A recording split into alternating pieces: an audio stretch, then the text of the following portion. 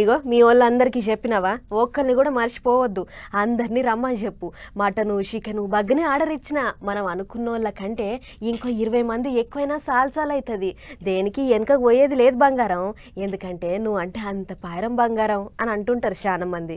మరి అట్లా ఇంటామెనైతే బంగారం అని అంటుర్రు కానీ ఆ ఇంటామే ఏమయ్యో ఇంత బంగారం కొనిమంటే మాత్రం తర్వాత చూద్దాం తీ అని అంటుర్రు. ఎందుకంటే ఇగో ఇందుకు బంగారం సల్లగుండా కొందామని పోతే బంగారం అవుతుంది పొర్రి. నిన్ని అలా బంగారం ధరింటేనే బాప్రే అని అంటుర్రు పబ్లిక్.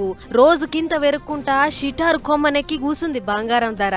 అట్లిట్లా తులం బంగారం ధర 72,000 చిల్లర అయ్యింది. ఇక నువ్వు వెరిగితే నేను వెరగొద్దా అని అనుకున్నదో మరి. ఎండి కూడా ఓ 1000 రూపాయల దాకా వెరిగి కిలోకి 88,000 చిల్లర అయ్యింది.